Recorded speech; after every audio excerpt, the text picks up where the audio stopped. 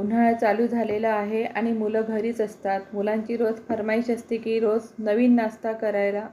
आपण रोज नवीन नवीन नाश्ता कोणता करून द्यायचा प्रश्न पडतो ना, तर हा झटपट होणारा आज मी तुम्हाला हा नाश्ता करून दाखवणार आहे. कच्च्या तांदूळाचा नाश्ता आहे आणि याच्यामध्ये आपण कोणत्याही डाळीचा वापर केला नाही आहे. चला पटकन रेसिपीला सुरुवात करू. आणि तितकाच तो सुंदरही होतो आणि लागतोसुद्धा खूप छान खायला. मग आता वेळ कशाला करायचा, चला पटकन रेसिपीला आता आपण सुरुवात करू.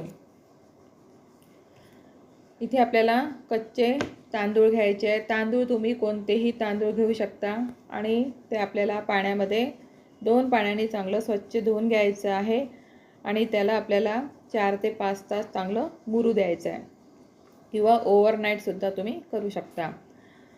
आता त्याच्यामध्ये आपल्याला दही टाकायचं आहे. अर्धी वाटीच्या थोडं जास्त मी दही घेतलेलं आहे आणि दही टाकूनच आपल्याला बारीक असं पेस्ट करून घ्यायचं आहे. पाणी मात्र त्यामध्ये टाकायचं नाही.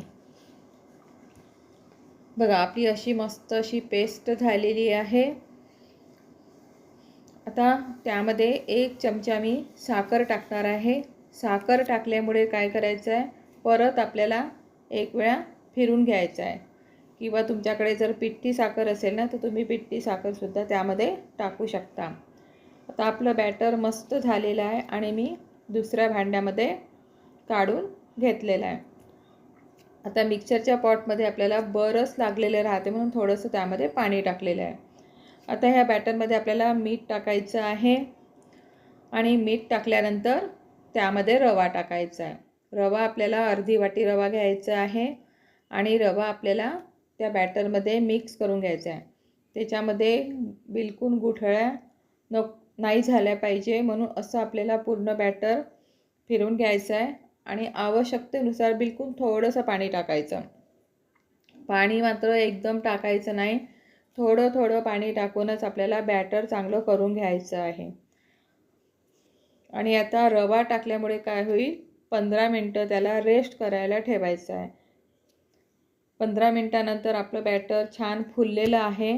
त्यामध्ये परत थोडं पाणी टाकायचं. मी बघा 2-3 वेळा पाणी टाकत आहे, पण कसं टाकत आहे, थोडं थोडं पाणी टाकत आहे. एकदम पाणी आपल्याला टाकायचं नाही आहे. आता बॅटर बघा असं स्मूथ असं झालेलं आहे. तोपर्यंत प्लेटला आपल्याला तेल लावून घ्यायचं आहे. ज्या भांड्यामध्ये तुम्ही ढोकळा करत असाल त्या प्लेटमध्ये तुम्ही तेल लावून घ्या किंवा कुकरच्या भांड्यामध्ये लावत असाल तर त्याच्यामध्ये तेल लावून ठेवा.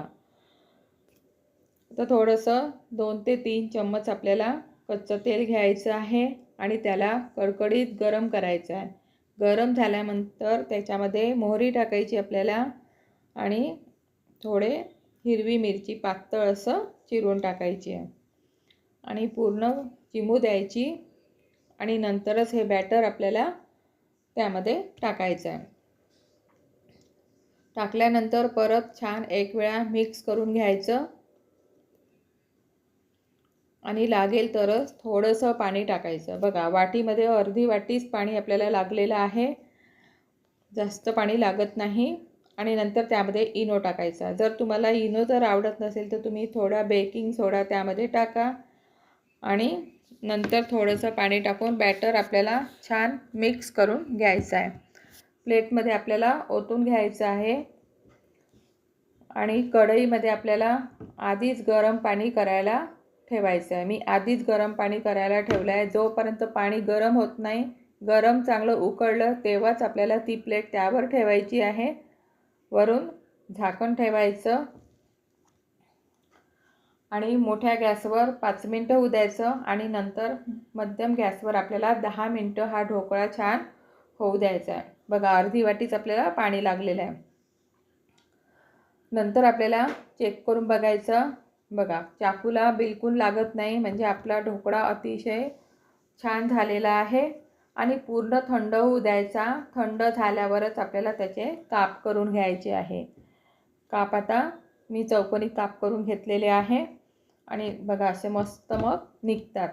थंड झाल्यावरच मात्र काप करायचे. गरम असताना जर तुम्ही कराल ना तर ढोकळा निघत नाही. परत एका भांड्यामध्ये आपल्याला तेल गरम करायला ठेवायचं थोडंसं फोडणीसाठी. त्यामध्ये मी मोहरी टाकलेली आहे.